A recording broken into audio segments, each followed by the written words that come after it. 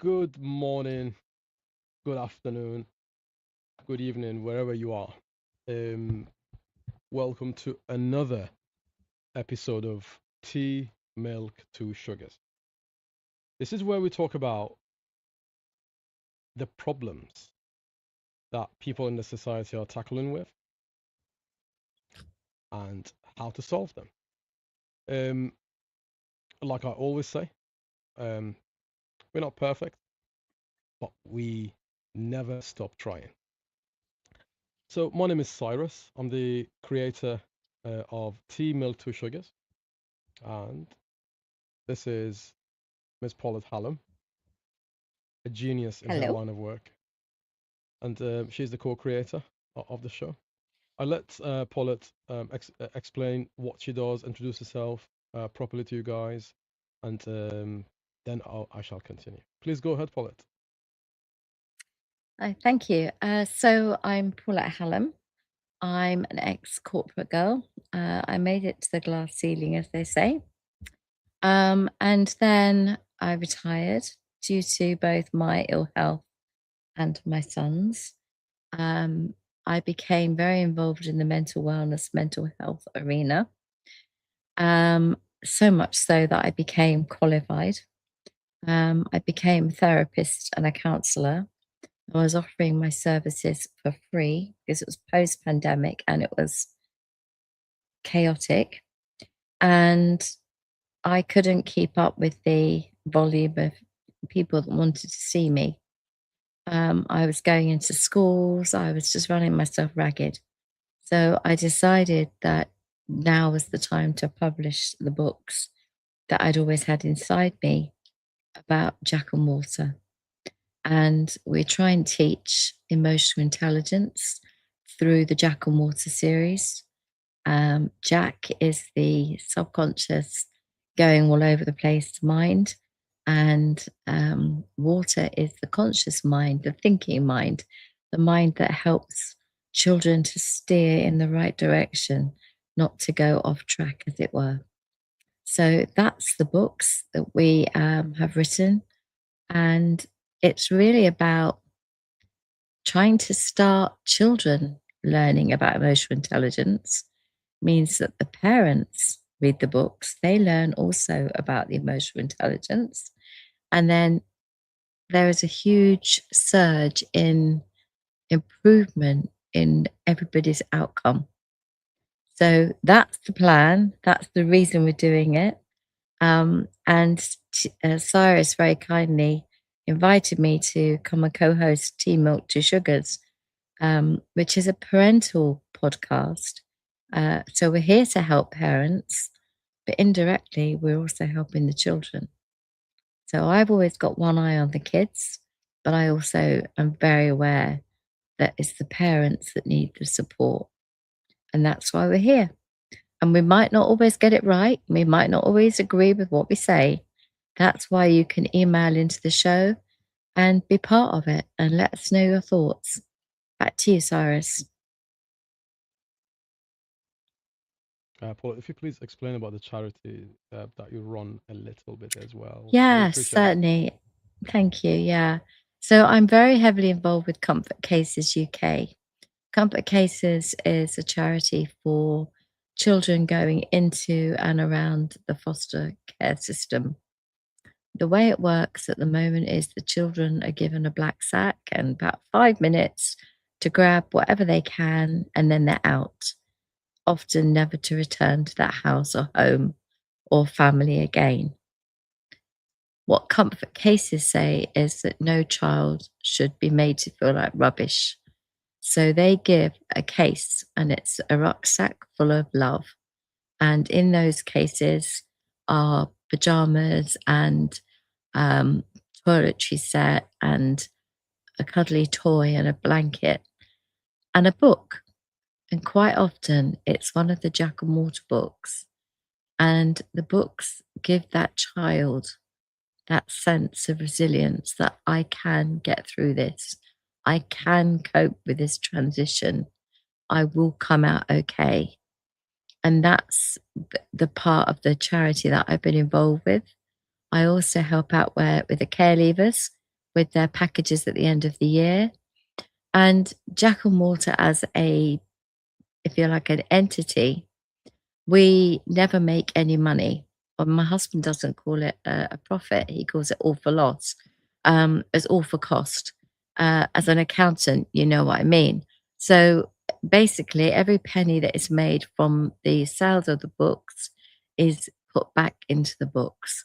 So literally, books get bought with the money that comes from the sales of the books, and then they're put back into those rucksacks, or they're given to schools, or they're sent to Uganda, or they're sent to, well, they're all over the world at the moment.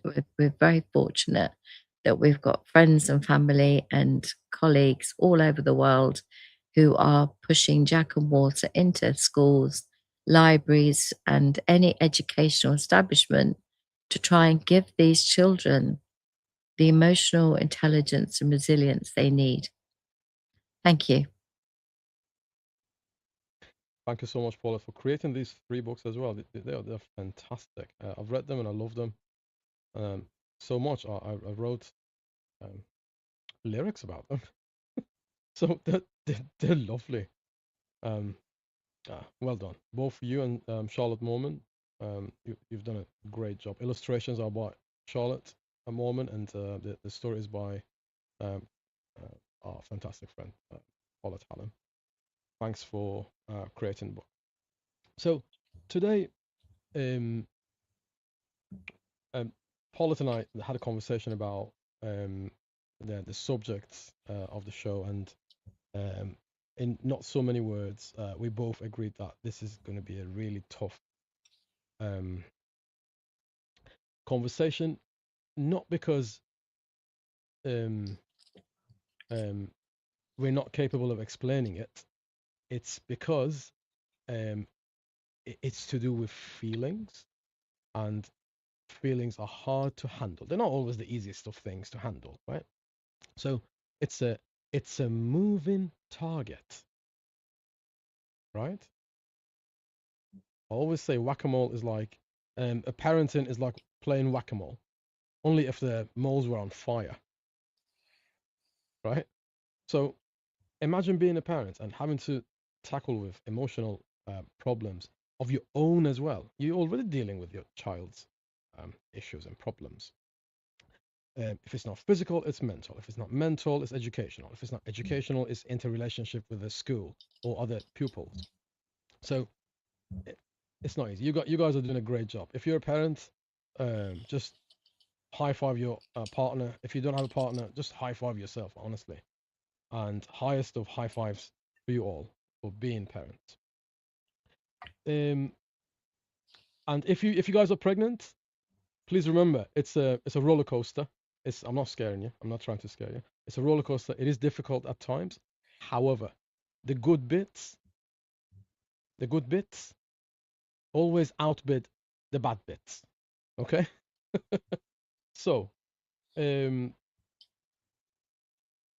begin.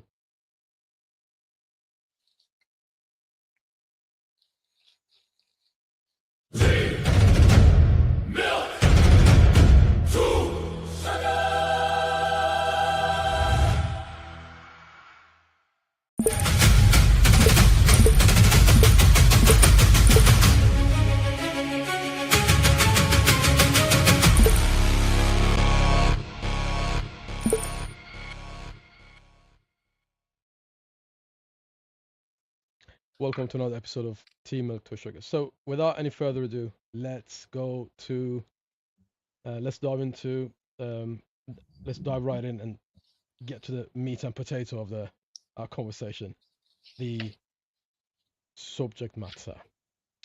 So today's show's title is "When Life Falls Apart, Where Do We Begin?" When life falls apart, where do we begin? It's very difficult for us as human beings to begin sometimes, and even if you have to restart something, it's still in your mind, in my mind, in everybody's mind. It's still a beginning.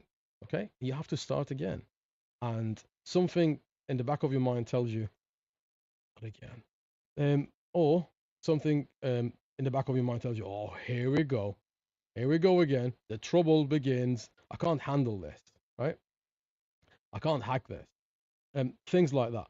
Then you may not say it out loud, but you think it, and sometimes that thinking that you do is way louder than, and it gets loud in your head. It's louder than any scream, right? And it's very disturbing and it's very distracting for the person. Um, the first thing, I'm not gonna sugarcoat them, sugarcoat the questions, at Paulette, partly because I'm not into confectionery. So how do you find the courage to try for another baby after miscarriage or loss? The first question is the hardest, right? And I prefer to put it on top because I could not bear the emotional um, difficulty of it, right? I couldn't bear the emotional burden of it and ask it as a final question, because initially my intention was to ask this question at the very end, right? It is so difficult. It's both difficult for both the guy and the girl, right? So the man and the woman, when people go through loss of a child, right? I'm gonna um, uh, be a little bit braver in today's climate and say, especially for the woman, okay? Those who want to disagree or do whatever, it doesn't really matter. I said what I said. It's more difficult for the woman because the woman uh, gets attached to that child the moment the baby is conceived. Parenthood starts from that moment, not after the baby is born, right? Because you first connect with the concept and the idea of the child. You become a mother at that moment. You don't have to give birth necessarily to be classed as a mom. Yeah, I know, I know. You're not classed as a mom yet, but in your head, as a person, in your head as a woman, you know you are preparing yourself every second, every day, every moment, every day. You are preparing yourself to be a mother. So it is a huge loss when that happens. So here's the question, Paula. I hope you are ready for it. How do you find the courage to try for another baby after miscarriage or loss? Okay, so I'm going to answer this in two ways. I'm going to answer it as somebody who has lost babies, and I I'm say sorry to hear babies plural. We had 4 miscarriages. Then with the help of not IVF, but drugs that help you to get pregnant, we got pregnant with twins. Ben would have been an identical twin. We lost one of the twins, and we were told we were likely to lose the other. Um, Fortunately, my son stayed well and truly wedged inside me. Wedged so far that he went to an all you can eat buffet for 2 for approximately 35 weeks and then decided on his own birthday. He was extended breech. We were both at risk of dying. And only maybe 30 years ago, 40 years ago, it could possibly have still happened. Paulette, I'm Fortunately, so very sorry for interrupting. Please explain breach for people who don't have the technical okay, knowledge. okay, sorry. So, breech is when a baby is supposed to have the head down in the canal, where the birth canal is. But instead of doing that, they put their feet down there and they put the head up where the feet should be. So from about 29 weeks, 30 weeks, a baby should turn and be in position, really. Because Ben had all the space of twins, he was swimming pretty much. And he was doing somersaults and all kinds of stuff. And one of the somersaults went wrong. He got wedged. He got wedged between my rib cage. He decided to put his arms up to push down, wedged himself further inside the rib cage. So both his hands were inside the rib cage, and his head was somewhere between the rib cage on my back, and he was kicking the heck out of me to get out. And eventually he kicked his way and broke the waters, and I got rushed in for an emergency. It was always going to be a C-section, but it ended up being an emergency one. So I have a lot of experience of both the loss and also the risks and everything else in between. And I was also what's called a geriatric mother, because I had Ben when I was 39. So I wasn't a older mother, I was a geriatric mother. Not a great title, I thought, but anyway. As far as healing is concerned, with miscarriage, there is no deadline. All I think you can ever do with any death is to honor the grief first, then choose hope over fear. And when it feels right again, try again. Courage is not forgetting your loss. It's allowing yourself to love again despite it, is how I see it. Back to you, Cyrus. Thank you so much. We're talking about how to start again when you fail at something. I don't personally don't class miscarriage as a failure. I know it's nature's failure, right? But it's never mother or the dad's failure, because they did and they would have done everything for that baby, right? And that baby would have been most welcome to the aunt and the family. But in the natural way of things, one thing leads to another sometimes, and um, against our expectations, against our hopes, things go wrong, right? It doesn't mean you've gone wrong. It means things have gone wrong, right? You're still the same caring mother. You're still the same caring father. Yeah, you're still the same fantastic parents you would have been, and perhaps are, right? So when that happens, Paulette, could you please expand on how to find the courage and do it again? That's the tough bit. I think you do it by honoring the grief. You have to give yourself time. You have to deal with the fact that if in the case of us, we'd had a nursery planned and names, and we went the whole way, and then realized that perhaps you don't do that till you get past that famous 12 weeks. But then even when we got past the 12 weeks, you can still have problems. So I think the answer really is that you've got to want that child so badly, that your courage allows you to say, I'm not going to forget the pain.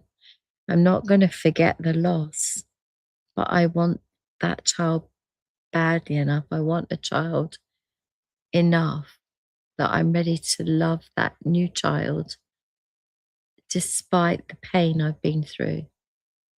In spite, despite, I'm going to find that hope to love again. And I believe that that is what any counselor would tell you. You have to find it within you to want it badly enough, because the pain is horrific. Yeah, And you I can know, imagine. it's really important to not.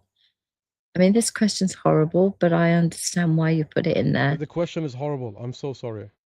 No, the question's horrible for the right reasons, because if you don't talk about these things, people No. don't think they can. And Yeah.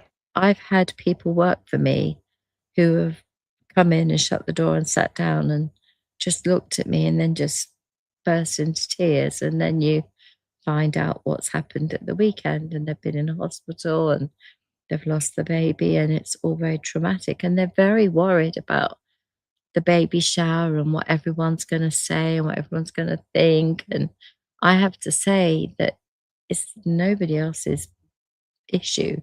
This is down to how you decide to handle it. I'll take care of that lot. Don't worry about them. You just deal with me. You tell me how you want to handle it.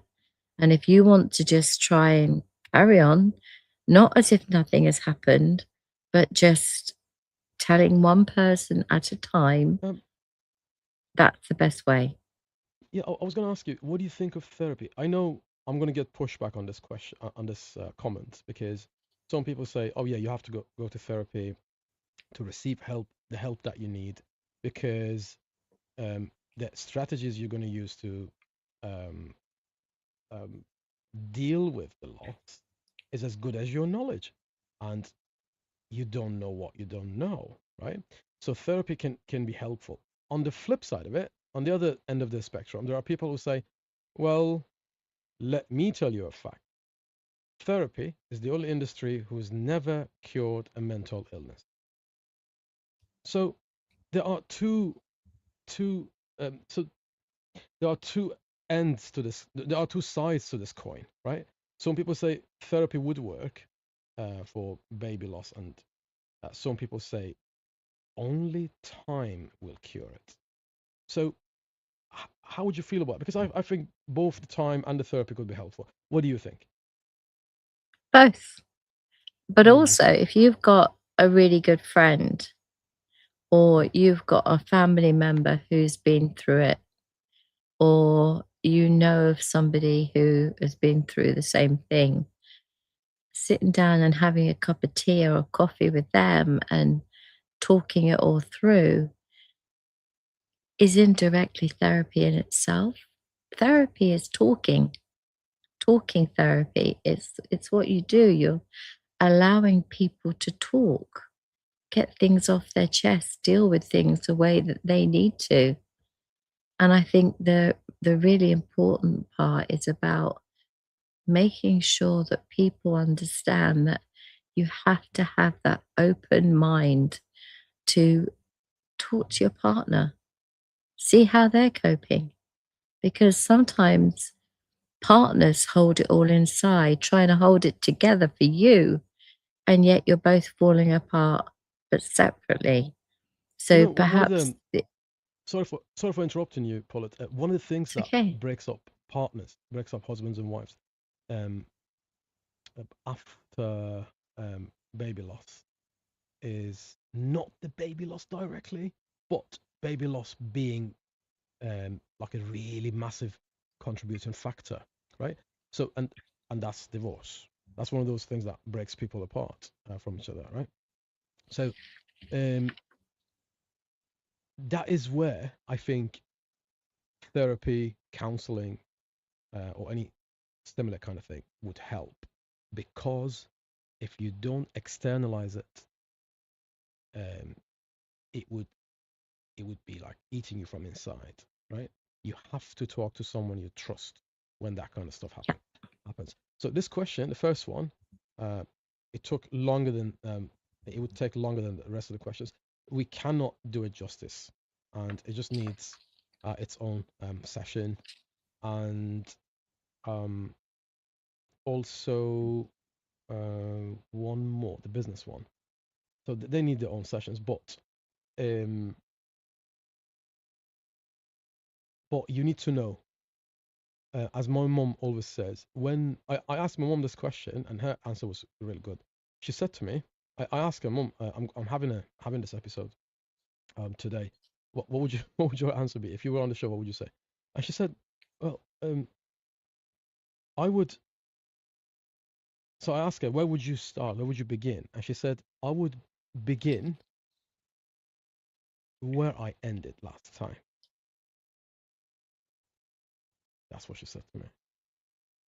So, and she expanded, she explained, and I really understood her well. If I get the chance, I will explain it as well. So, so that was number one. Number two, how do you fall in love with your partner again after years of parenting or after something bad happens. So after a long time of being a partner to someone, because you get familiarized, then you get to know the partner, all the ins and outs. Boredom can set in, and because predictability is the mother of boredom, right? So the person becomes predictable to you because there's nothing new. Perhaps you feel like you've understood, you've learned all the aspects of that person. They're not they are predictable. You know everything about them. That's what you feel, right? And then um, people fall out of love for different reasons, and one of them is length of relationship. So now let's say that has happened. What is your answer to this question, Paulette? So how do you fall in love again? Right. Well, my 24th wedding anniversary is coming up next week. So, yeah, absolutely. Congratulations. I will say this, and again, a controversial question will always result in a controversial answer.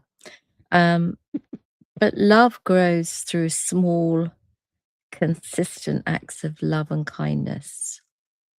I repeat that love grows through small, consistent acts of kindness, honest conversations, and shared times together. Choose to see each other not only as parents, but as the people who first chose one another. Back to you. This this was great, but Paulette, I'm still not satisfied. There are still people out there, right, who still have question marks hovering above their heads. So, what are some of the practical ways, would you say, practical ways of reigniting, um, perhaps a candle, which was put out years ago? I think marriage is it's not easy. Oh, no, it's not. Of course First not. point, right? Marriage is not easy. No, Relationships are not easy. no, Friendships are not easy. no. And the reason they're not easy is because we all have differing opinions. And when you have differing opinions, that means that there's always a risk. Somebody might get hurt, somebody might not like what they hear and react in a certain kind of way. When you choose each other first, consistently, and always, and if you haven't done that and you start to do that, boy, will you see a difference. Because when you are chosen first, when your love is always there, that act of kindness goes without saying. You see each other as the people you were when you fell in love, not just as the parents of, the 3 kids or the 2 kids or the 1 kid. You are first and foremost 2 individuals who met, fell in love, and found something absolutely wonderful about each other. And I think you have to go look for that again. And it does start with giving each other a kiss, perhaps in the morning, perhaps when you say goodbye to leave the house, you always make a point of saying, I love you, or giving you a kiss, or when someone is doing something for you, remembering to say thank you. And I appreciate you and I love you for doing what you're doing for me. Ben just came up and helped with some techie issues. And I said, thank you, Ben. Don't forget, I love you. And he went, love you too, Mom, although you're a pain in the bum. So, the point is, it's the same with parents and children. You know, you have to appreciate. I think the word I would use here, you have to learn to appreciate each other. And that's the answer to that question. Yes, thank you. I'm more satisfied now. Oh, good. So so you in a way are telling me go back to the beginning and remember why you liked each other at the very beginning. Just try to remember Exactly. that. Yeah, because it's easy to go to the next person, but it's not easy to go to the next person and start with them and build what you've built throughout the past, however many years you've been with this person, right?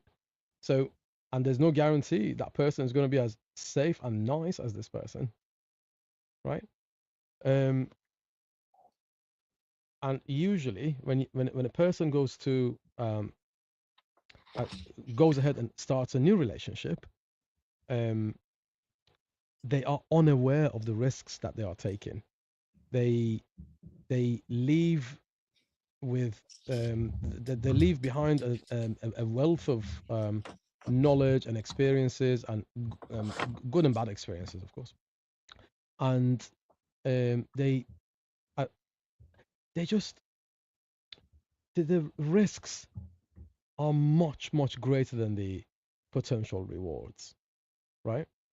So you might as well rebuild your own home instead of going to the next relationship. And usually people when they try to build the next relationship, they borrow bricks from the last relationship. That's the funny bit.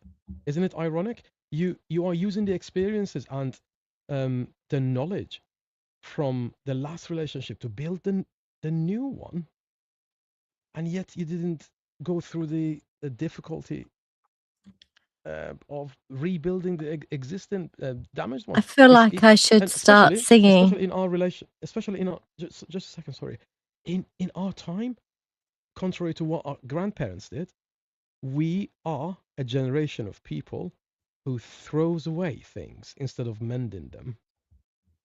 Please go ahead, Paula.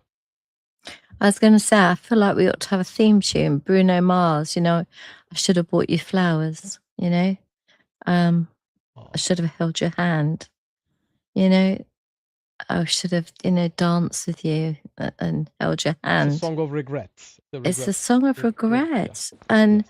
you know, that's what you're saying, you know, don't, don't have those regrets and carry those things forward to the next relationship. Um, because you could have kept them in the old one and rebuilt. So yeah. Thank you so much. And yes, it is possible to fall in love with your current partner again, because if it's possible to actually um, go to the next partner and choose a new partner, it is also possible to stay with this one. If you can love the next person, and by the way, we always find the fault in the other person. What if you are the problem? What if you are the reason this relationship is breaking down? And by the way, when you go to the next relationship, you are the same person. You're going to do the same things. You're going to have the same expectations. You're going to say the same things, do the same things, you know. And um, and we are now, unfortunately, a generation of people who go from one relationship to the next, like 5, 6, 7, 8, 10 broken down relationships and failed relationships. How about becoming the person you would love to fall in love with? I'm going to leave it at that.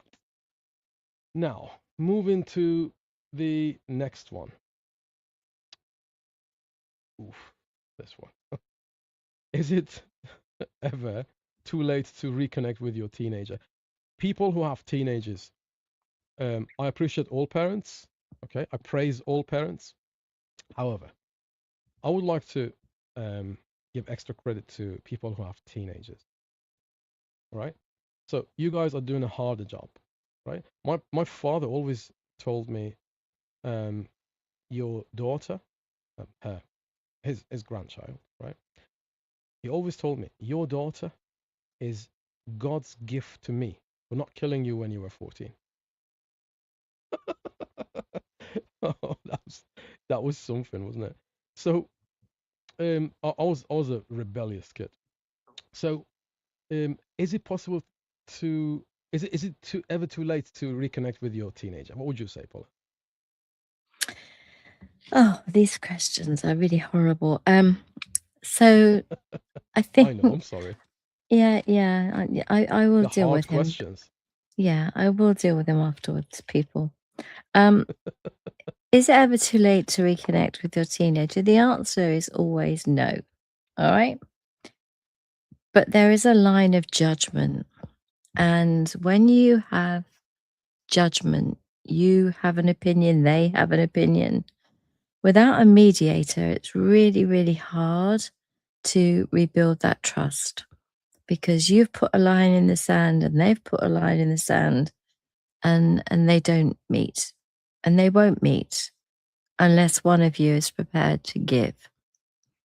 Um, I've acted as a family uh, counselor, therapist, if you like, on more than one occasion. And as a mediator, you sit in the middle and you just listen. And kind of sometimes you feel like you're in a referee's job in a boxing match. But the main the main purpose of you being there is to say, wait, let them speak. Right, now it's your turn.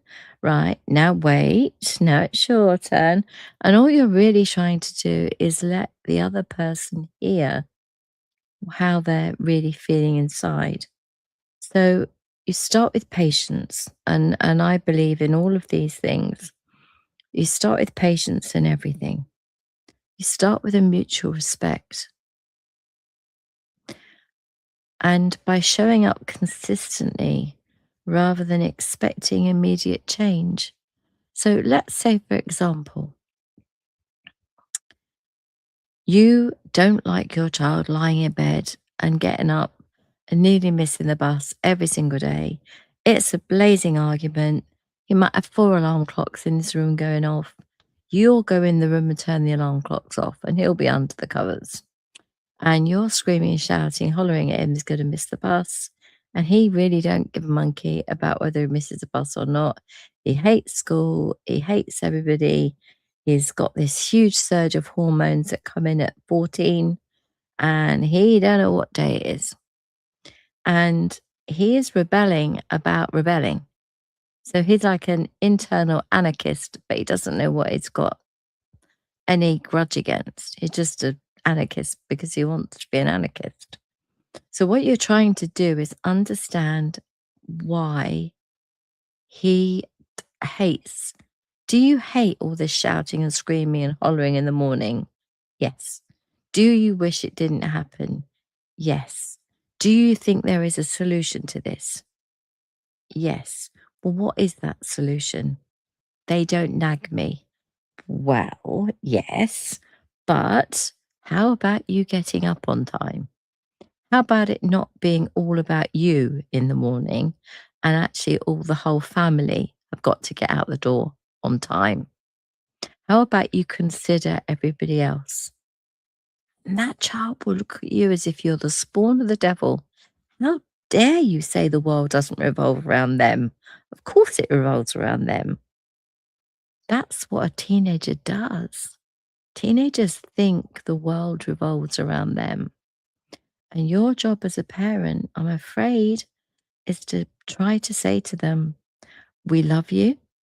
We want this to work, but we all need to respect each other.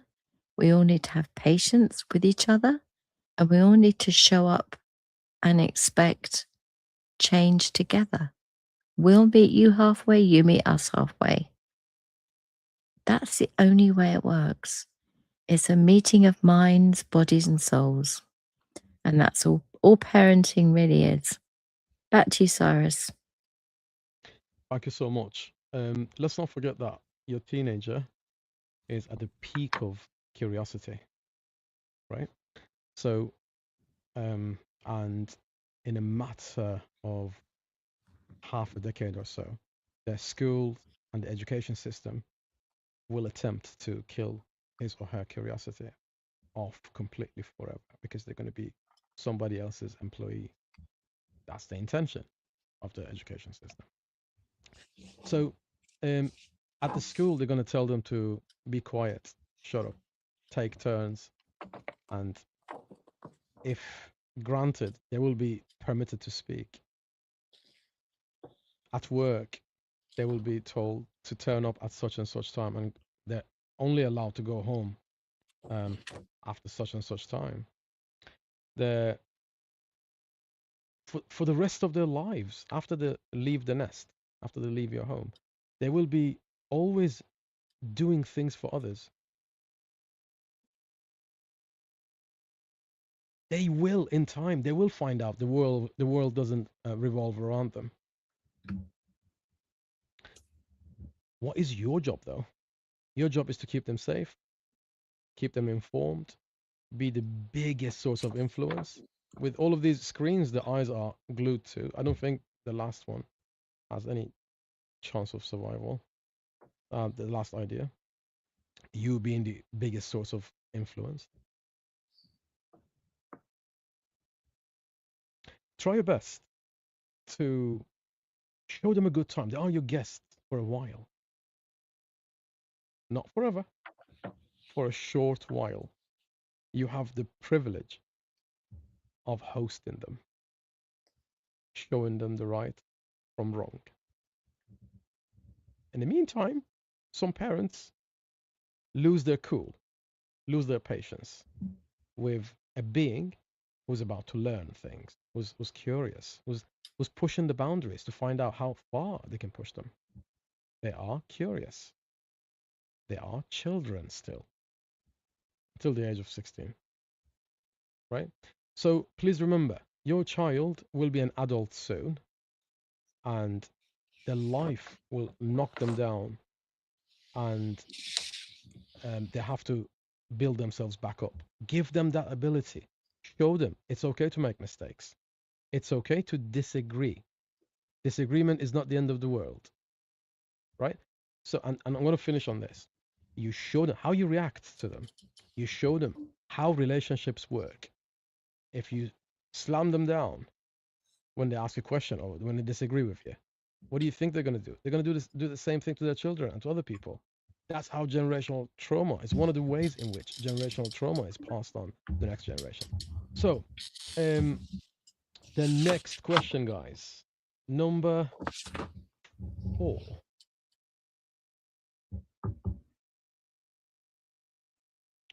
Can damaged family relationships with parents or siblings really be repaired? Did you hear that sigh? Yes, There I was did it, quite a and I felt sigh. it. Yeah. So I'm going to be every single one of these questions could be a show in its own right. I'm going to say that to Yes. start with. So what we're doing is giving you a little tickle of information, and then you can either go away and investigate further, or you can ask us to elaborate on one of these questions. And then we'll do a show just on that. I think that's the way to take it forward. But can damaged families' relationships with parents or siblings be repaired? Absolutely, yes. Yeah, They can. they should. However, they can and they should. However, Mhm. there are some caveats. You can't heal through accountability. You can't heal without forgiveness. You can't heal without mutual effort. And you can't heal if both parties really don't want that relationship restored. That's quite deep. So I'm going to just repeat that quickly. You can't heal without accountability, without forgiveness, without mutual effort, and without both parties wanting it restored. True connection or reconciliation requires a huge amount of respect from both you and the other to show compassion and healthy boundaries.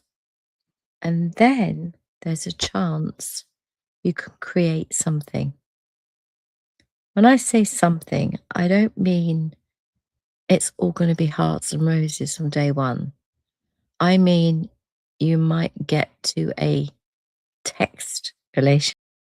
You might get to a occasional WhatsApp message or whatever, and then build off that. Don't expect to be invited round for Sunday lunch because it doesn't happen. The damage didn't happen overnight. Therefore, the recovery cannot happen overnight. The damage happened over time, and the recovery will take twice as long to repair. Back to you. Thank you so much, Paulette.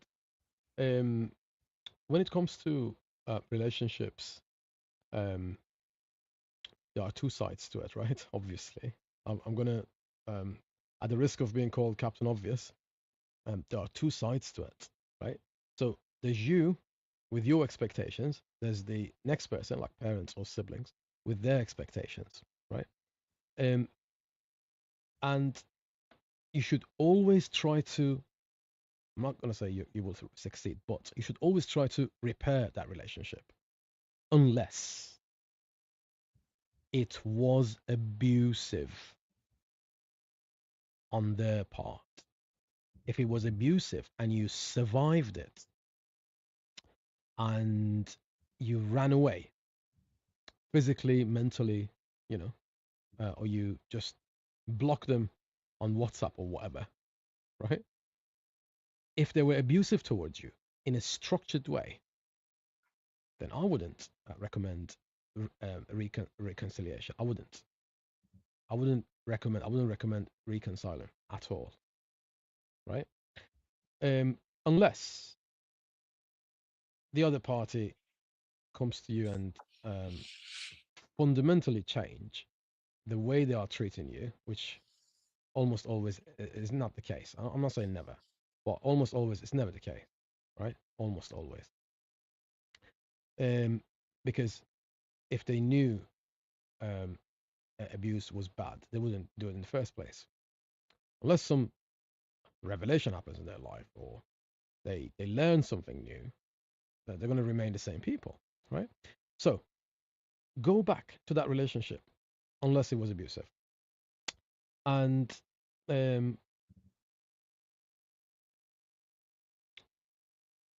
sometimes you can take a step back. The other person can take a step back, right? Instead of drawing lines in the sand, as one of the most beautiful expressions that Paulette used a few moments ago. I drew a line in the sand, and you drew a line in the sand, and we both forgot to go for a swim.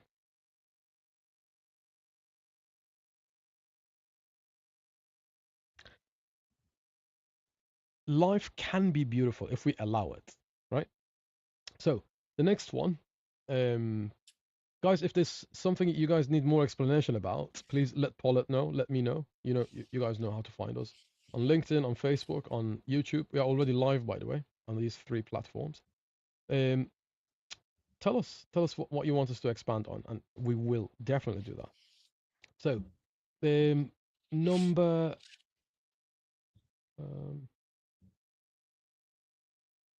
5. How do you find the confidence to start a business or career again after failure? That's a big one, that one, isn't it? Yeah. Okay. So, they always say that failure can be a teacher. Because when you learn from how you failed, you've now moved forward, that you now know what not to do. so it doesn't happen again. So failure is a lesson. Failure is one of life's lessons. If you think about how a child learns to walk, they toddle along to start with, they fall over, they get up, they pull themselves up on the furniture, and off they go again, and they're back on their bum. And eventually they get it and they stay upright. We all clap and go, way, they can walk. And then we're like, oh God, I wish they couldn't because now they're everywhere. But the point is, in the business, failure is an example to you as to what happened that created the failure. Was it loss of funds? Was it people, bad debtors? Was there a failed product? Was there things that were outside of your control? COVID, for example. So many businesses failed during COVID, even though they were dishing out money left, right, and center. So many businesses took that money and then immediately afterwards. So failure is about a lesson. That's the first thing to know. Don't let it define you. Let it teach you. Just see it as I've learned something from that experience. I fall over a lot. It's my favorite thing to do. I don't want to do it, but it happens. When I fall over and I've got bruises here, there, and everywhere, I don't tell myself, you stupid moo, you shouldn't have fallen over. I say, okay, what did I trip over? And what hazard can I make sure isn't there next time? That's the same kind of thing with a business. Look for the hazards, look for the things that pull you down, and then look for the things where your confidence was at its highest. When did your confidence grow? When did you, with an honest look in the mirror, say to yourself, what steps did I take that were really good up until the point of when it went wrong? But what bits were really successful? Because they're the bits that you want to take forward with you to the next attempt. If you sit there and wait to feel fearless and wait to feel, yeah, I'm ready to go again, that idea that you had, somebody else is already doing it.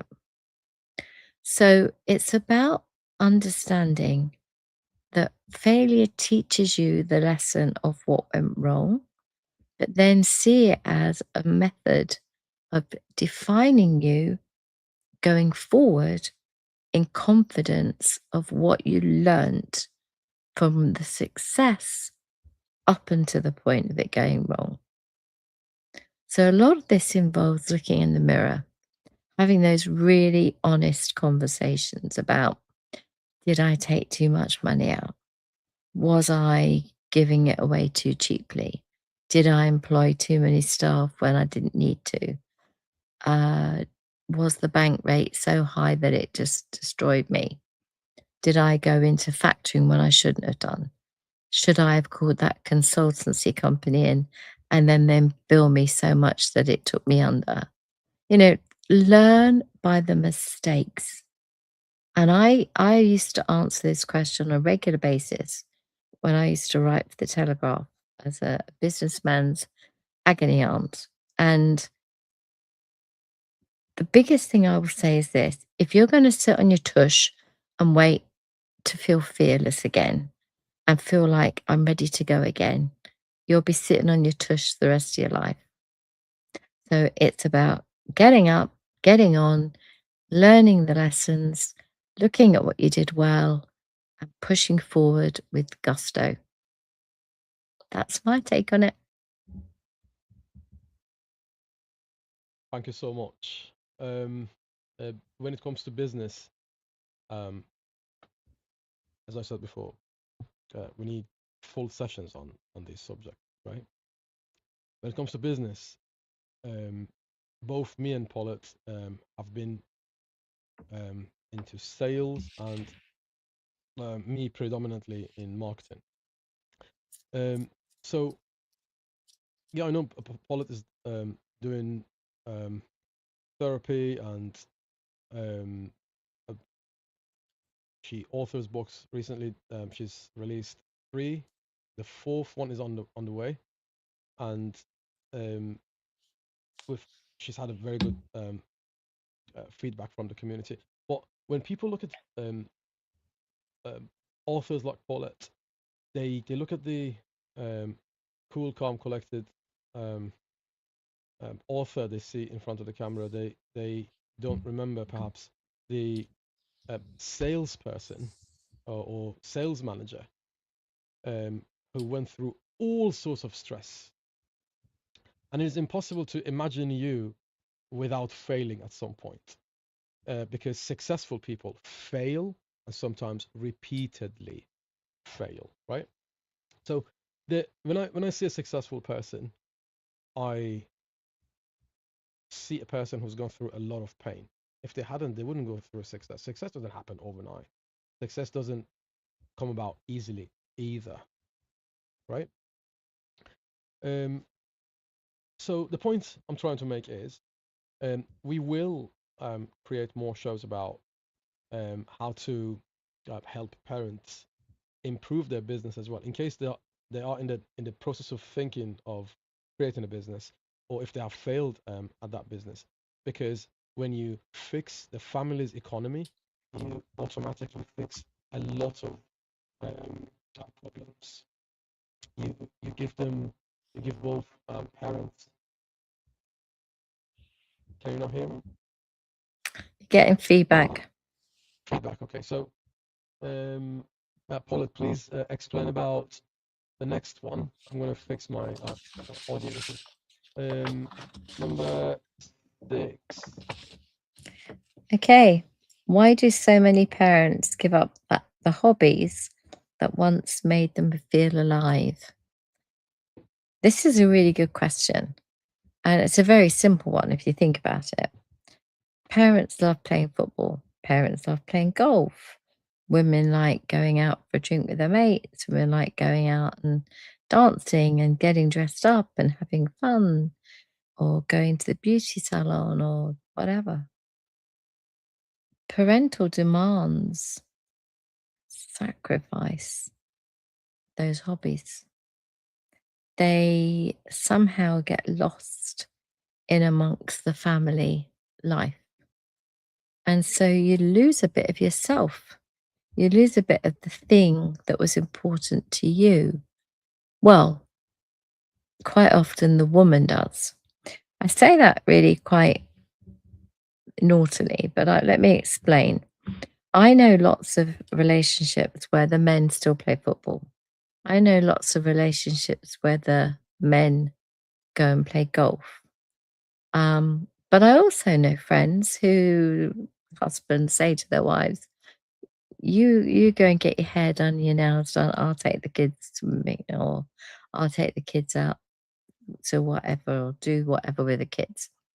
So I've also got friends who've got relationships where they see that the other person gets their thing still. So they still feel seen, heard, and valued as an individual. If you give up everything, you're sort of going to start resenting those kids in a way, because that means that you've lost something that you was really passionate about. And I think that it's really important, if you can, find a way to keep those things in the budget and also in the relationship, and it keeps everybody happier, everybody healthier, and probably a lot more present. So I think I would say that try to, wherever you can. I know it's not always easy, but if you're fortunate enough to live near family members, while he's gone to golf, grandparents might be very useful to help out to either take the kids to the park or do something with them. Or, as you say, on the other day, he takes the kids to do something and you go off and meet up with the girls for a chat, go to have a sauna, go and get your nails done. But there's got to be the budget as well. You know, golf is expensive hobby. Going to the hairdressers is an expensive hobby these days. Getting your nails done is an expensive hobby these days. Nothing is cheap.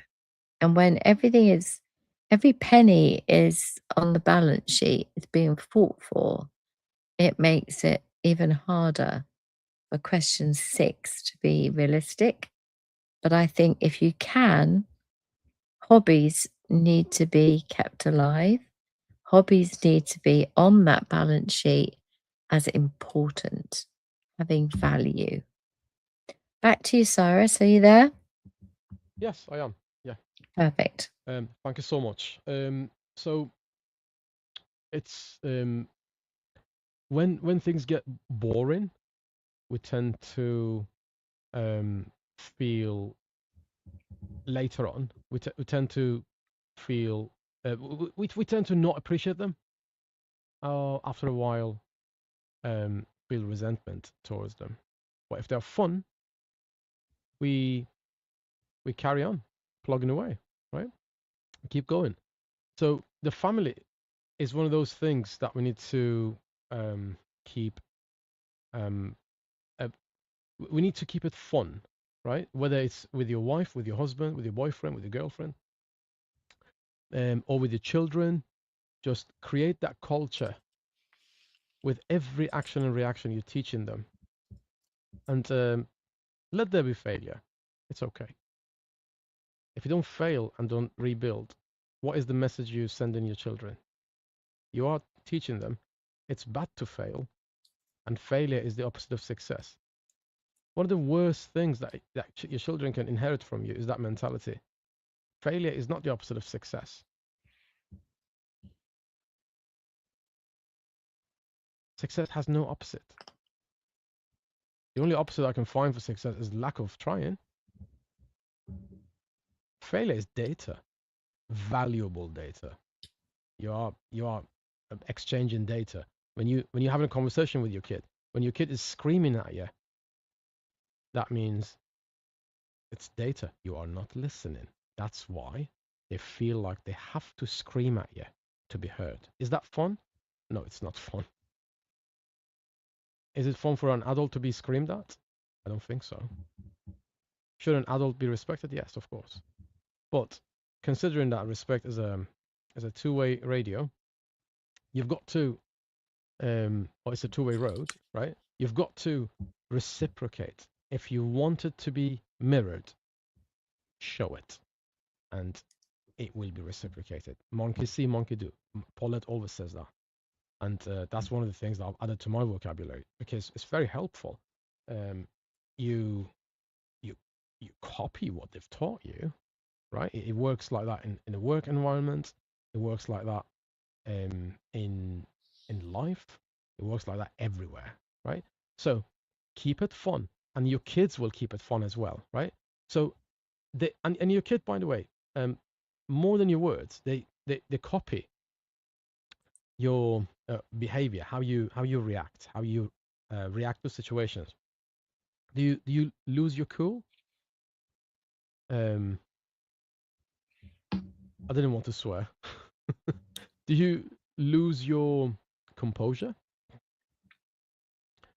Or are you cool, calm, collected and just do just carry on as normal and just explain how you feel? When you explain how you feel, things won't turn into urgent or emergencies or things like that. When things turn into emergencies or urgent matters, that means you have not been managing them well. It could be time, it could be resources, it could be relationships, right?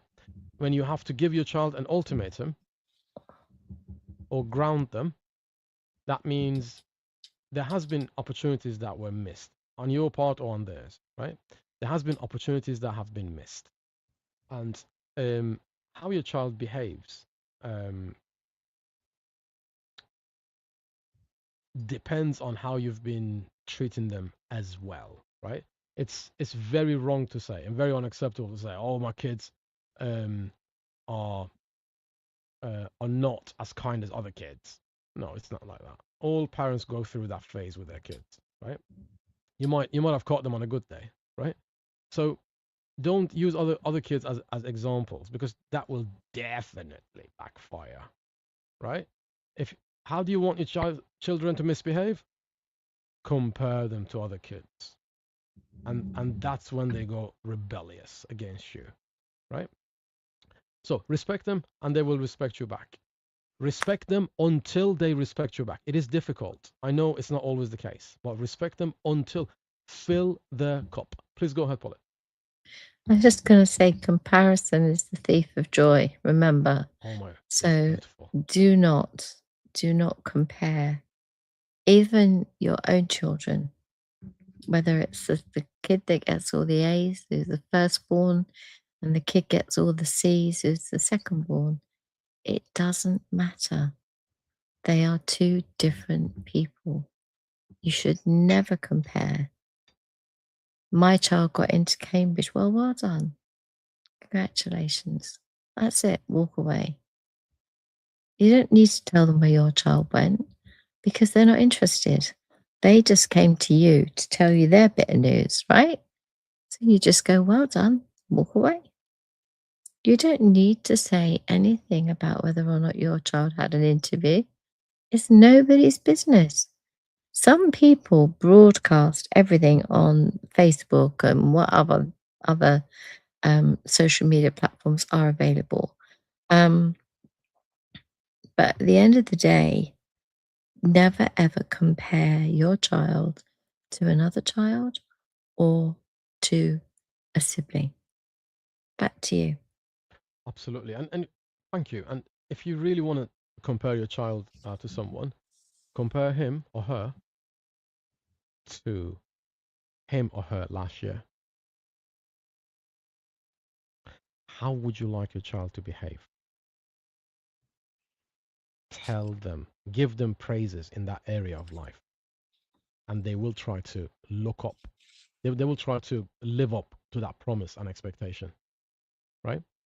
So if you tell them, I really appreciate how patient you are, they're going to be patient. I promise you.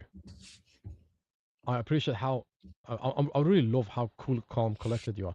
That is power of words. Okay. You keep telling them that, and they will live up to that expectation. That's how it works. Try it. I've tried it and it works. I mean, it's been tried on me and it worked as well. Right. So, number 7,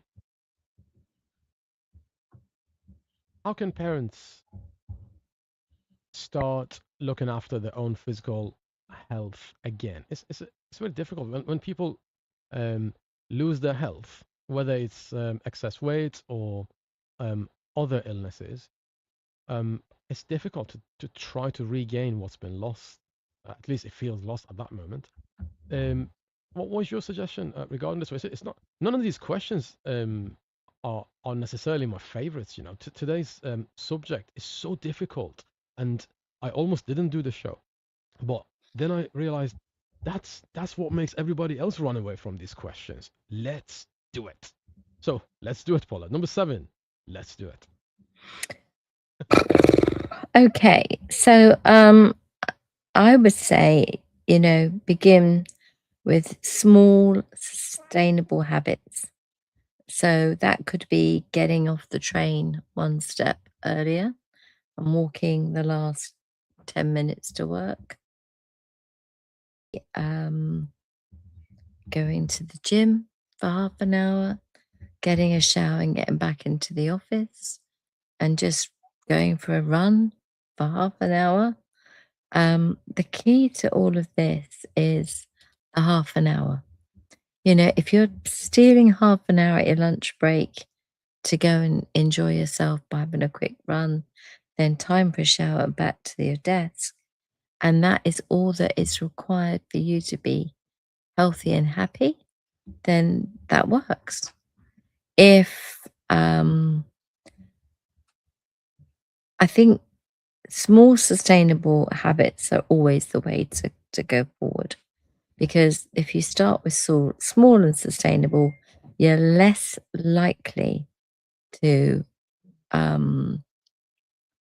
stop it, give up on it, give in, right?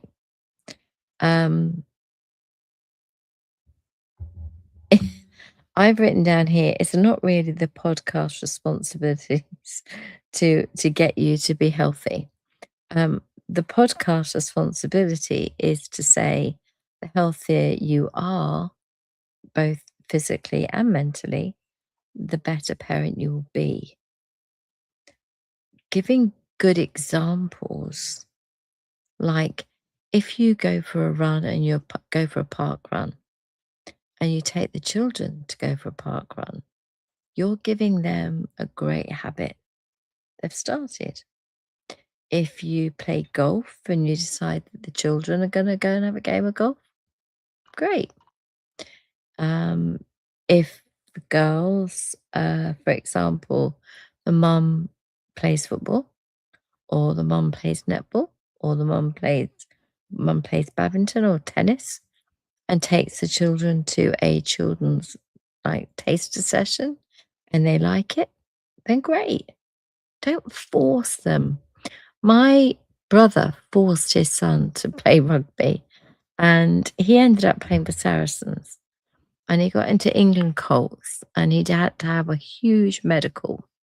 And they found that it got calcification of his thigh bone. And they said, no, thank you. And the contract was ripped up on the spot. He never got the England Colts. It's all about getting the tracksuit, they call it. He never got the tracksuit. He couldn't play for a professional league again. My brother took him all over the place because it was his dream to play rugby for England. So he wanted his son to play rugby for England. Yeah.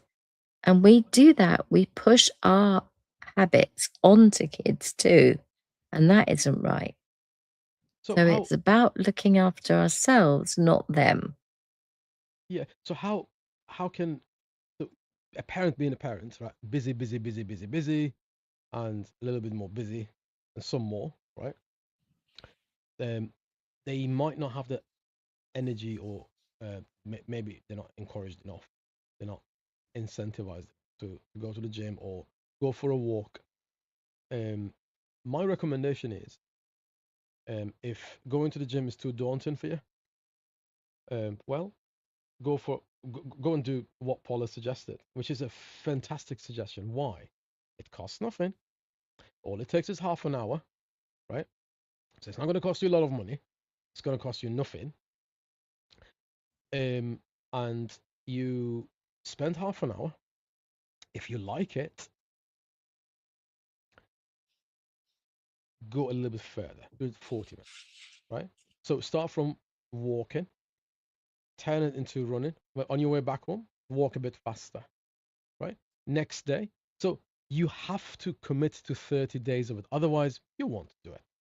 I'm not going to lie to you. You won't do it. If you commit to 30 to 40 days of it, because it takes 40 days before you establish a habit, right? If you read Atomic Habits, I can't remember the name of the author. Atomic Habits. If you read that book, it's one of the things that can tweak your mind a tiny bit, right?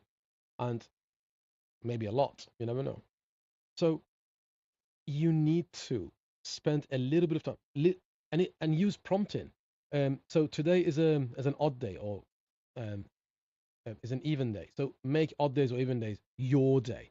You deserve to have a little bit of fun. You deserve a little bit of me time. Listen to a podcast. Listen to music. Just hear yourself think for a bit.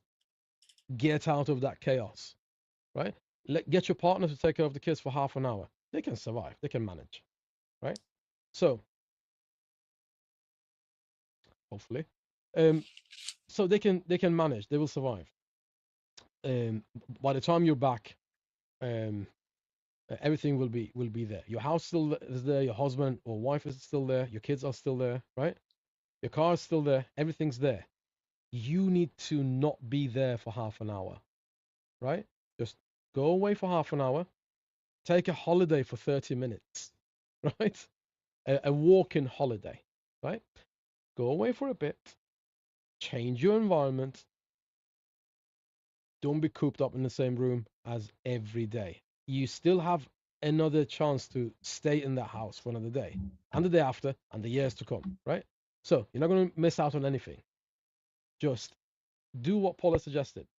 Go for half an hour. You might like it. And if you do it for 30 days. Once you've done it for 30 days, then you've achieved something, right? It makes you feel good. It makes you go faster, right? And also, what another thing you can do is you can get an accountability partner. Talk to a neighbor. Go for a walk with your neighbor. Take your dogs for a walk if you have dogs. Um, do whatever you need to. Even if you have to grab your goldfish and go for a walk, do it. Okay, it's a walk. It's half an hour. It's not forever. The next question Can I just say is though, there's one, sorry, Cyrus, just one sec.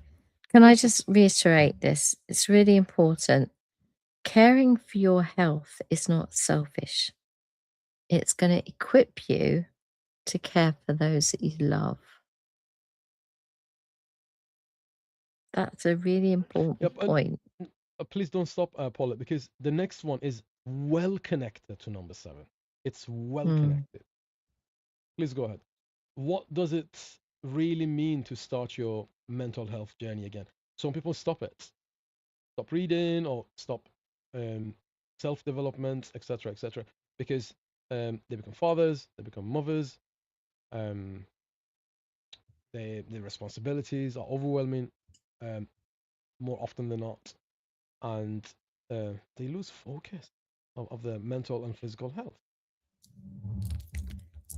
Yeah, I mean, the biggest one here for me is that strength is found in self-awareness.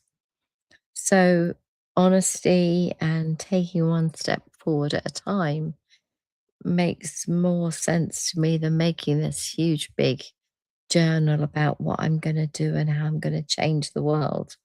You know, I think it's literally one step at a time and one step forward at a time. And I think that when you say to yourself, I want to do this, I think it's going to help me, that could be journaling. That could be taking half an hour out before bed to go upstairs with you in your journal, just writing down the key facts of the day and the things that went well, the things that you felt you could do better at, or the things And that how you you feel feel. like, yeah, how you feel it went. Um, and then, you know, the whole mental wellness journey is such a difficult one because everything starts in my book with breathing. Because if you think about it, as soon as you stop breathing, you die. Okay. Just in case you didn't know that, you can have that one for free. Breathing is really quite important. If you think about your breath work and all you do is some breathing exercises and a bit of meditation, you will sleep 10 times better than you did before. Fact. Because you give your brain so much oxygen by breathing properly. You allow all your organs to be happy. They're happy organs because they've got the oxygen transfer they need. So, meditation before bed and some proper breathing exercises actually is sometimes the kindest thing. And who sees that as mental health or mental wellness? But it absolutely is. You are giving your mind the time to just go and breathe and relax and let the day wash over you. It's a huge thing to do, but if you get into the habit, promise you'll sleep so much better. And not only will you sleep better, you'll wake up in a far happier mood because you've got happy organs. They're not all craving for the quick gasps of oxygen that you need to take in the morning with your cuppa. Back to you, Cyrus. Thank you so much. So remember, when things are difficult, you're being tested. Are you going to pass? Are you going to fail? It's down to you, right? I'm not just saying it because we are on a podcast. We are on a podcast because I went through that difficulty, and it taught me a massive lesson. And then I decided to share what went on and what happened to me and what happened to other friends of mine like Paulette. We decided to share those things. Maybe it's too personal, but Paulette, you've been through life and death experiences. Between life and death, you have been in that valley between Mm-hmm. life and death, right? Yeah. And it got extremely serious. And this Yeah. happened during COVID, if I'm not mistaken. No, it happened last year. Last year as well. My poor husband and son got told 3 times last year I wasn't coming home. I Oh don't my think goodness. many families can cope with that. We started off with pleurisy, and the pleurisy became pneumonia, and the pneumonia nearly killed me. I was collected from here with an oxygen of 67, and it should be 100. So even with a chronic asthmatic as I am, they would accept 94, 95, but 67 is pretty much dead. I was put on oxygen immediately and rushed with the Durdo lights on, which is never fun, straight into resus. And I heard them asking about these things called DNRs. And I was like, do not resuscitate. I know about those. I don't want one of those. And I was trying to lift my arm up and tell them that I didn't want this DNR thing, but my arm wouldn't lift. And I was trying to For tell them, people who might, sorry for interrupting, for people it's who okay. don't know what DNR is, Oh, it's sorry. Do do not not resuscitate. resuscitate the patient. That means if Yes. something bad happens to them, do not bring them back to life. Do not try to bring them back to life. What Yeah. Paulette was trying to tell them, no, that's not applicable to me. I've never signed for one of those. No, but I couldn't lift my arm up and I couldn't open my mouth and nothing was coming out. And there were people all running around me with machines and people standing there with these pads about to bump me off, I thought. And that they weren't going to bump me off. They were trying to keep me alive, but it was terrifying. It was like being in the middle of we have a program over here called Casualty, or used to have, and it was like a hospital program, and it was like being on the cast of a television program, but I was involved in it, and it was the most bizarre experience of my life. And when I came to, yes, I was on a CPAP machine. Yes, I was very ill still, but I was breathing for myself with the help of the machine. But the point I want to bring up with this is that when I told the doctors I heard every word they said, they were like, "Really?" I'm like, "Really? I heard you talking about a DNO. I heard you talking about this, that, and the other."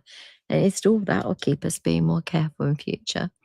But they know that people can hear, even if you're in a semi-comatose state.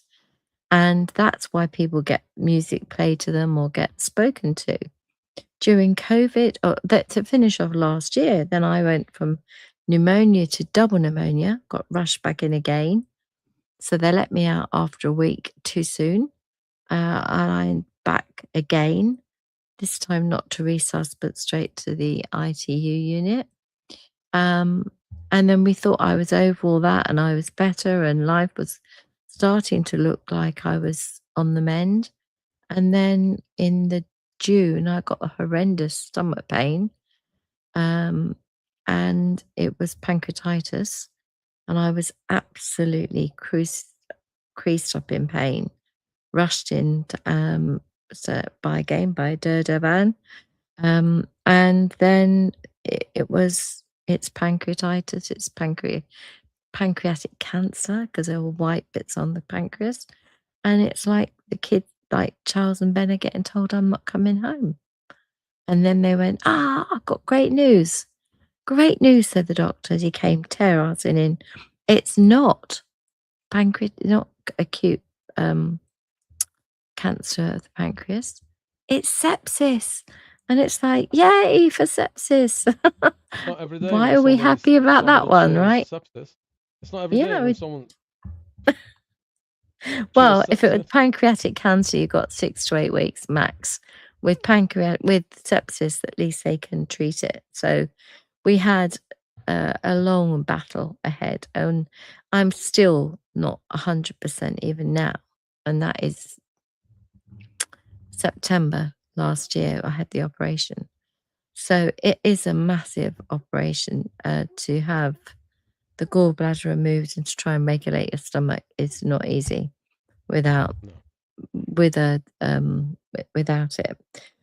the point that Cyrus is making is that when you are faced with those horrible situations, it's not even a choice. It's not a choice. It's like you don't have a say in it. It just happens. It's just like 1 minute you're well, 1 minute you're not.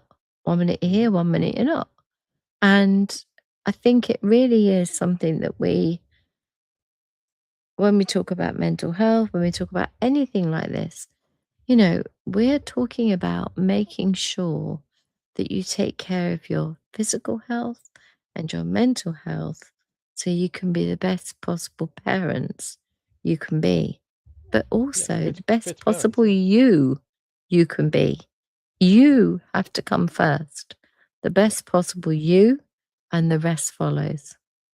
Absolutely. Back to you, Cyrus. So, Paula, the reason I said that and gave you as an example is simply because I wanted to tell some parents that yes, you're going through difficulty. Yes, you're dealing with a million things. But unless it's life and death, please don't make it life and death. Right? You will handle it. I am absolutely sure of it. Your grandparents did during the World War. They raised your parents. Well, that's why one of your parents and the other one on the other side. That's why, and that's how you're here, right? So, point is, if people who went through 2 world wars and people who have been,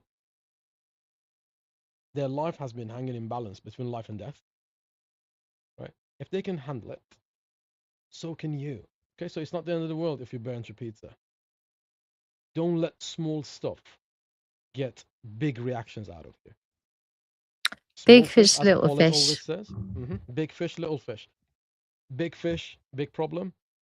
Big reaction. Small fish, small problem, small reaction. Okay. And always remember, just tell yourself, this shall pass. It will. It will be fine. Because the problems that you're experiencing, because you feel alone at that moment in time, you feel like a pressure cooker. All of that pressure builds up inside, and you're about to explode. Right? And then the slightest of triggers, like your partner says something, your child says something, there'll be World War III. Right? So, just take a chill pill, eh? Just try to tell yourself, it's not the end of the world. I will handle it. Okay? Just tell yourself you will handle it. The next one is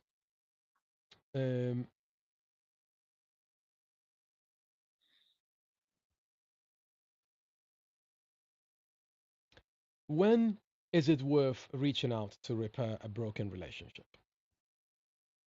Again, if it's abusive, don't even bother.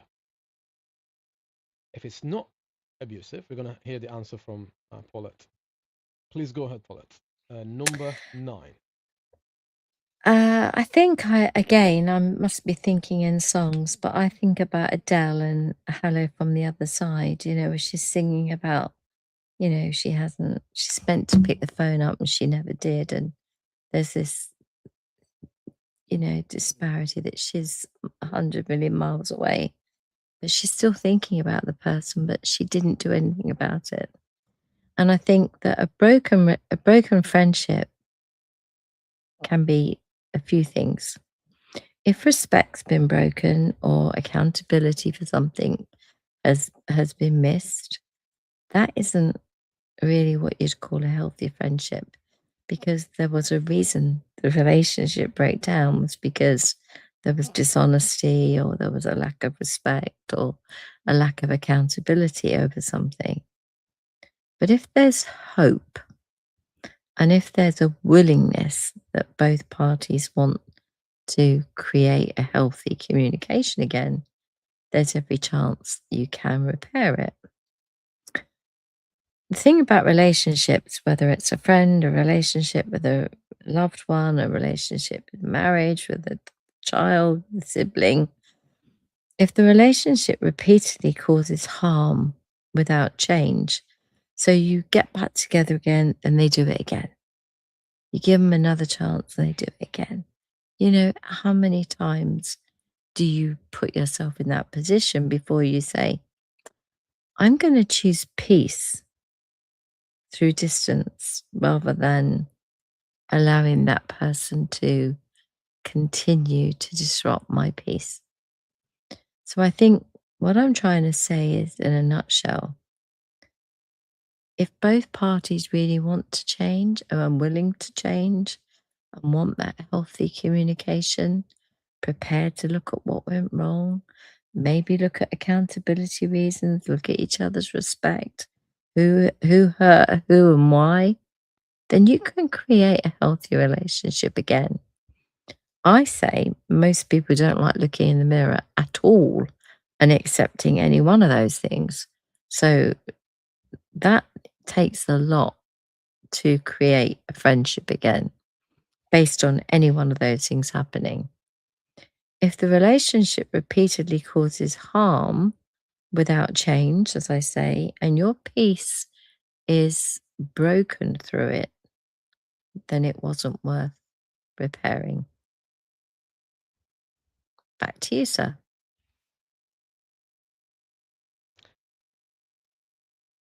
Thank you so much, Paulette. And finally, the final one. After years of putting everyone else first, how do you rediscover yourself? I know you might be um, feeling you might be feeling that, yeah, I'm sacrificing this, I'm sacrificing that for the sake of my family. I stopped going to the gym. I stopped going and stopped pursuing my favorite things in life. I stopped my self development. I stopped my business to raise my children. This happened to my mom, by the way. Um, and um, but you should start again and rediscover yourself. Discover means you lost yourself along the way to the things you prioritized over yourself. Right or wrong, doesn't matter. It happened, right? Um, Life is like a beautiful movie. Uh, There's no rewind button on this screen. You can't rewind it, right? You can only go forward. You can go forward faster, right? You can't fast forward it. You should go faster. It's not something you're watching. You are the main character. You're not an NPC. You're a main character. Non-playing characters are NPCs, right? So you the main character. The whole movie's about you. Make it about you, right? Um, since 2019, I learned this idea from one of my friends who said it's like you're in a movie. Just make that movie about you, and it's like an autobiography. First, you created this movement, then other people joined, then after that, in such and such year, um, it turned into um, a phenomenon, right? So, um, and then you have to think of yourself as third person because later on your grandchildren are going to be reading the story of your life, right? They're going to be reading it. They're going to be saying, "Oh, our grandmother did this, our grandfather did that, and then he went to this town. He went through this adventure, right?" You're going to be welling up reading that story, right? Going to give them goosebumps. Please don't give them goosebumps for all the wrong reasons, right? Your grandchildren later will hear about you. They will read about you. They will Google you. Yes, they will. In the same way we have done for our grandparents or parents, right? So they will use AI to find more information, more and more and more. Are you going to be one of those grandparents who wouldn't inspire the grandchildren? Please don't be that grandparent. Please be inspiring them. Do something worthy of being remembered for. This is a once in a lifetime opportunity. It's called life experience. That's what it is, right? This is what we call the life experience. It's an experience. Some people get this. Some people feel so helpless because life can be stressful sometimes, right? They feel so helpless. They resort to thoughts like, "Oh, are we in a simulation?"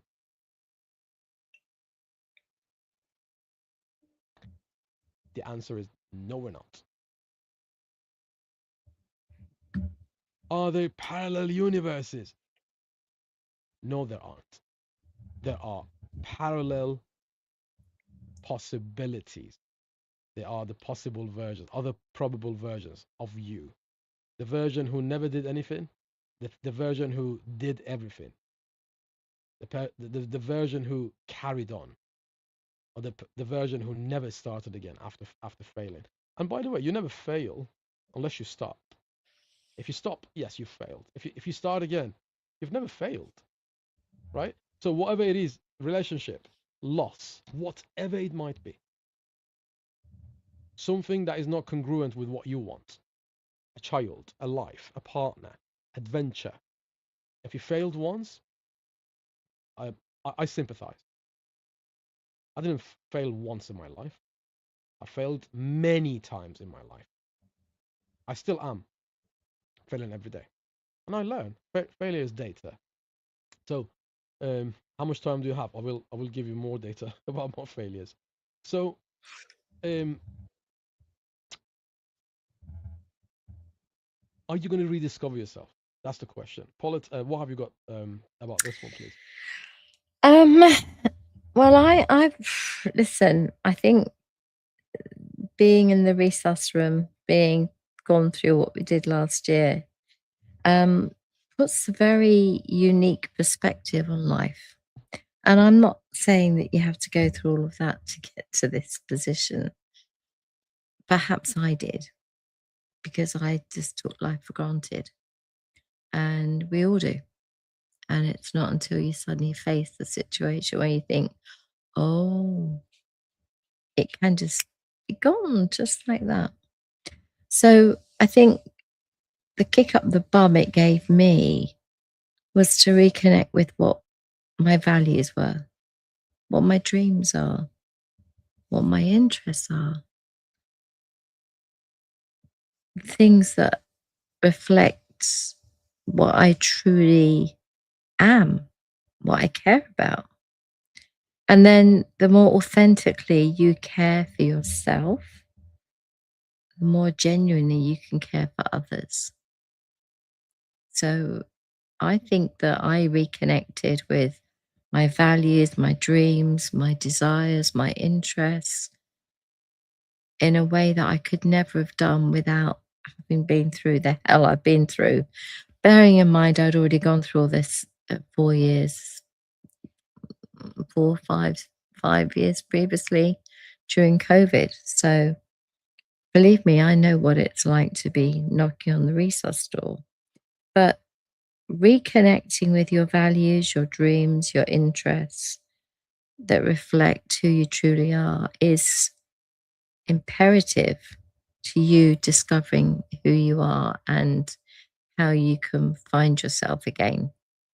And then the more authentically that you care for yourself, the more authentically you nurture yourself and you nourish yourself, not just with food, but with information and reading and learning. And me trying to work a flipping MacBook, believe me, it's great fun.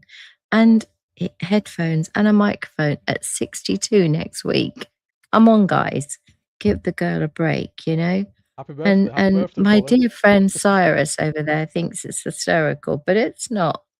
But I'm learning. I'm getting better. I still get scared, but I'll get over that. But I think that the more you care for yourself, the more you're willing to put yourself out there, the more you're willing to nurture those ideas that you want to do things, the more you've got a chance to do it.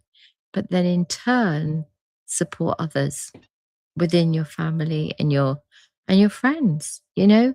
It's like, listen, I did it. Crikey me. Have you seen me trying to work that blooming MacBook and that this and the that and the everything else? Have you seen me trying to do that? And they're like, yeah, but you wrote books. I'm like, yeah, but you know what? I'll let you into a little secret. I read a lot of those aloud and it all got written into a machine. It was very clever. Paulette, Um, I'm gonna let you into a secret as well. For the Sorry, you're first gonna do time, what? I'm gonna let you into a secret as well. Go on then. Um, on this live event, I'm not sure if I should or shouldn't, but um, Uh-oh. yeah. So um, everyone is telling a story themselves. We call it soliloquy or the inner voice or whatever you want to call it, right? You're telling yourself a story. It's like a narrative. And Paulette, I was losing my cool with your story, which was I need to wait for my son to come home and set up my podcast and my microphone and laptop and whatever, like the technical knowledge, right? So the story that you were telling yourself and people around you was that I am dependent and reliant upon my son from a technical standpoint, from like technically, right? And then I was thinking, well, on one hand, I have a person with a wealth of knowledge, right? And on the other hand, I have millions upon billions of people who want to hear from her and learn from her. There is a disconnect that I'm feeling here, and that disconnect needs to go away. I'm going to stop that. So that was a few months ago. I told myself that's her story, and here's mine. My story is I'm going to stop this, and I guess what I did. Right, you are doing your podcast now. You're already on LinkedIn anyway. You were already doing your mental wellness cafe anyway. So um, so I, I was like, no, I'm not having this because if I'm truly and honestly her friend, I need to do something about this, right? Then we started talking about like the possibility of starting the podcast, etc., etc. So I was tired of that narrative, and I decided to change it. On the flip side of it, you were deep down tired of that narrative. When we were solving that problem, yes, you did moan about it, and you were like, "Oh, I don't know how to do this. Oh, it's overwhelming." And then that was day one. Day two, you were like, "Oh, the microphone, this and that." I was like, "Oh, she's getting interested." she's becoming interested more and more. That's good. And then the next day, you made a mistake and you added reverb to your recording. And then the next day, you sent the full recording. Oh no, sorry, you sent one chapter and then you sent the full recording. Your audiobook is going on now, right? So you went from someone who says, I have to wait for my son to come back from his uni, from his, so he lived in a dorm, didn't he? So I have to wait for my son to come and solve my problem. That means I have to wait for somebody else to come and help me and save me. You turned from that person to a person who says, I'm doing my audiobooks now. Audiobook one is done, more or less. So that's how change happens. So I gave you to our audience as an example, right, on this live event, because it's a true story. It's a life story, right? So it is your story and my story, and we were both involved in it. Nobody's told us this story. We experienced it, right? And if there's anybody out there who, and I'm sure there are millions of people out there who are dreaming about becoming podcasters or starting their own audiobook or whatever, just start from somewhere. Start with one chapter. That's what Paulette suggested, and she did it. She recorded one chapter. She sent it to me, and I checked it, enhanced the audio quality, and returned it back there. And we did something together. Two people from two parts of the country, right? So she's down south, I'm up north. So both in the UK, right? So, and something years ago, I didn't even know her. That's how friendships start, right? So remember, we are all in the business of telling ourselves stories. We are all in the business of proving a point. The point, if I let Paulette carry on the way she was going, right, she would prove the point, which is I can't do it, and my son needs to be there for me. Otherwise, I won't be able to carry out what I need to do, right? Now, her story has changed because she wanted to change it, and she did. Not just want, she did it. And I'm so proud of you for doing that. Yeah, I told you that, share that secret with you, but I'm also telling you that I'm so proud of you for doing it. I don't know many people who actually go from want to actually doing, right?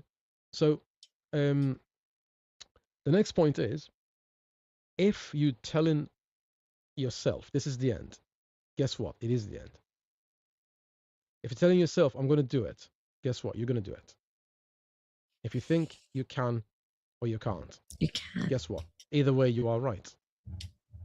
If you think you can or you can't, guess what? You are right. Either way. So I'm going to finish on this. This part is probably the most important part of the conversation today. For me, at least. There are some of us, including me in the past, there are some of us who are going through anxiety, going through depression. So if you're kind of stuck in the past, or whatever happened in the past to you, some of it is so difficult to get over. I know that, right? If you're stuck in the past, it's depression. If you freeze and you don't know what to do because of what's going to come, that's anxiety. Something that's going to happen in the future. You feel helpless about both, by the way, because I did. I certainly did, right? You feel helpless about what's happened in the past. That's depression. You feel helpless and out of control. You can't control things about the things that will happen in the future. That's anxiety, right? So it will happen to you on and on and on. But you need to stay resilient because you will get over it. You will. It takes a while, but you will get over it. I promise you. If you keep going, if you don't stop, you'll never fail, right? So if you don't stop, you'll never fail. So some of you are telling yourself, I'm not in control and I can't do this. It's like an announcement. If you are confident enough to make such a bold announcement, because you're always living with the possibility of doing things and also possibility of not being able to do things. You're choosing one of those two stories. and you're sticking with one of them, that's a choice you made, right? If you're bold enough to make such a huge announcement to the world, that means there is some level of control there, isn't there? You not only made a choice, but also you announced it to the world. So remember, I'm going to finish on this. If you in control and strong enough to make an announcement and tell the world you can't do it, you are also in control enough to open your heart and mind to the possibility of doing the opposite and saying, I'm going to try, I'm going to give it a go. Right? And that's the first step, I promise you. That's the first step. If you take the first step, you can carry on. If you don't take the first step, there's nothing to carry on. Right? How do you feel about this, Paulette? 100%. I think, and I do think you need a friend or someone to kick you up the bum, or a partner, because it's such a, it's about comfort zones, right? We sit in a comfort zone. When you sit in a comfort zone, that means you're sitting somewhere that you're quite happy, you know. Nobody's telling you to use a microphone, no one's telling you to have a go at headphones and MacBooks, and it's like, yeah, I do want to do my audiobooks, but that stuff's too complicated. I won't be able to do it. And now I'm like, okay, everything was right today, but on the wrong StreamYard. So nobody's fault. I just was all set up on the wrong StreamYard. But I did it. I did it all by my own self. And then it all went wrong. And I was like, no, I'm in the wrong StreamYard. Come and sort me out again. And then I went, but you know what you're doing. I'm like, just help me because I'm panicking. And panic is when you can't think straight. You can't think about what you have to do. I know what to do in my slow, confident, calm mood. But when you're in that moment, it's when you get all overwhelmed. So I think the whole point is if you put it off and say, I can't do it, guess what? You never will. So my view is exactly the same as Cyrus's, that take the leap of faith, give it a go. And what's the worst thing that can happen is it's not as great as you hoped it was. But then the next time it might be. And the time after that, it might get even better. Absolutely. Thank you, Paulette. And finally, if you change the way you look at things, the things you look at change. It's a matter of choices, how you interpret things, right? How you interpret things. The creator of Family Guy, Seth MacFarlane, was supposed to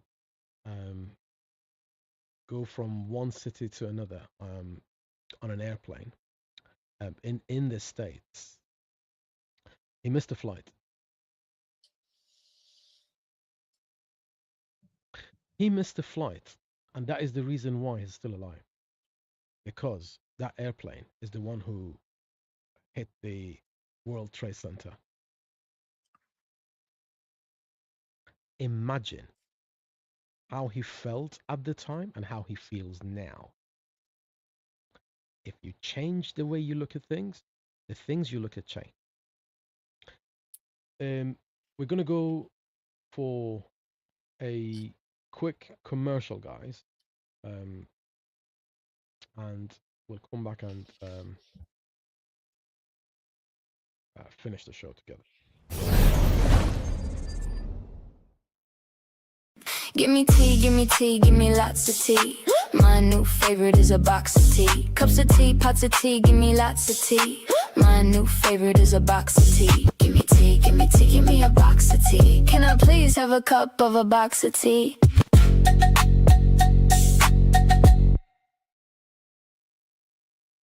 Thank you so much, a box of tea. Oh, fantastic sponsor.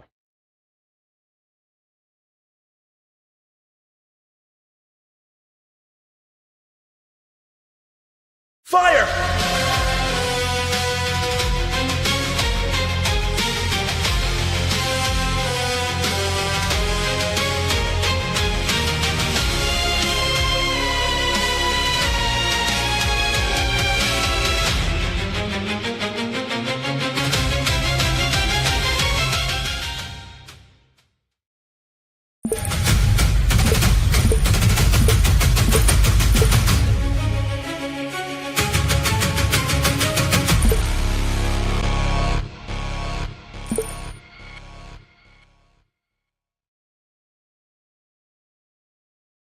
Thank you so much, Paulette, for your contribution to the show since the start.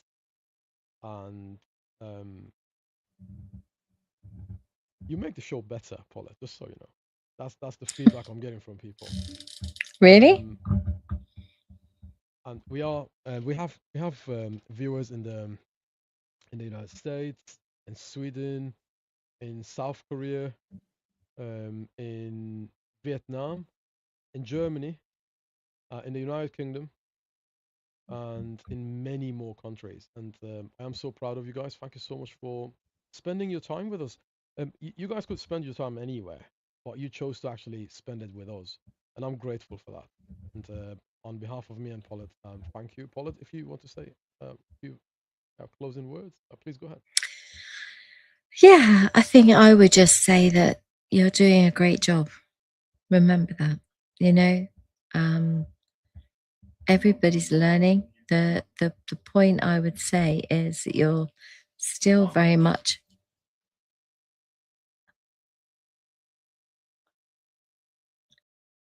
that, you know, the most important thing is that you are still learning, you're parenting on the hoof, because that's all we ever do. We're not taught to parent, we just parent on the hoof.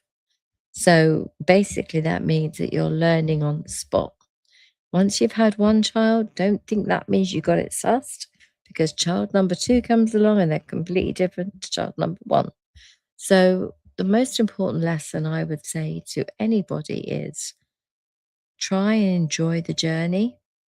Find the joy in every day, because there is always joy if you look for it. Find the hope in every day and push forward with gusto to make sure there's time for both you and your partner, or if you're on your own, for you, so that you get to replenish or fill your cup up, as they say, so that you can then fill somebody else's. I hope that makes sense, and we'll see you on the next one. Thank you so much, guys. You've been watching.